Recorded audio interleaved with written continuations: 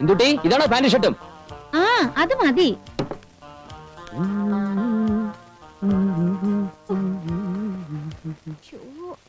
മതി നന്ദേട്ടാ, നല്ല കുട്ടപ്പനായിട്ടുണ്ട്. ഈടെ തന്നെ സൗന്ദര്യബോധം തീരെ പോരാ. ഡ്രസ് സെലക്ഷൻ ഒക്കെ വെരി പുവർ. ഇതാ നോക്കി, ഇത് മാച്ച് ആവുമോ? ഇത്രയും മാച്ചിങ് മതി. പഴയതുപോലെ ചെത്തിമിനിക്ക് നടന്നാലേ. ഓ യു ആർ സോ സെൽഫിഷ്. ഞാനിപ്പോ ഇത്തിരി സെൽഫിഷാ. ഞാനൊരു ഫ്രീ ബേർഡ് ആയിട്ട് ഇങ്ങനെ പറന്ന് പറന്ന് നടക്കുന്നില്ല, നിനക്ക് അസൂയുണ്ടല്ലേ? ആ ഉണ്ട്. കൊറേ ഇങ്ങനെ പറന്ന് പറന്ന് നടന്നതല്ലേ.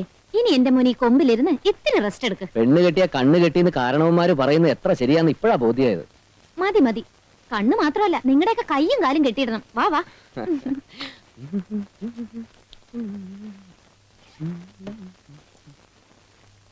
ഇന്ദുട്ടി, നിന്റെ ചുമട്ടുപണി നിർത്താറായില്ലേ? ഉച്ചയ്ക്ക് പിന്നെ എന്ത് ചെയ്യും? വായി ഭക്ഷിക്കൂ. ഞാൻ ഈ ബുക്ക് ചുമടുന്ന കാര്യം പറഞ്ഞു. അപ്പൊ എനിക്ക് ക്ലാസ് എടുക്കണ്ടേ? അതിന് ചുമടുമായിട്ട് വരുന്ന ചില പുസ്തക പുഴുക്കൾ ഫ്രണ്ട് ബെഞ്ചിൽ തന്നെ ഉണ്ടാവില്ലേ? അതിന്ന് പറഞ്ഞ എടുക്കുക, ലെക്ചർ ചെയ്യുക. That's all. വേണ്ട, എനിക്ക് ആരുടെയും കൺസിഡറേഷൻ ഒന്നും വേണ്ട.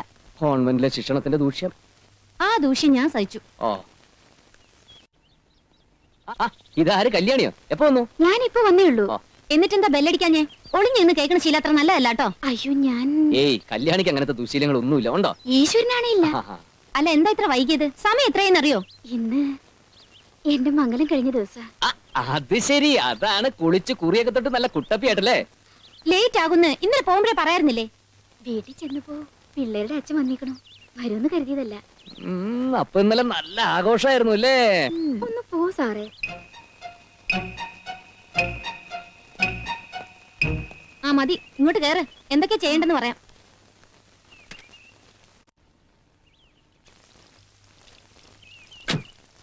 റീസേ,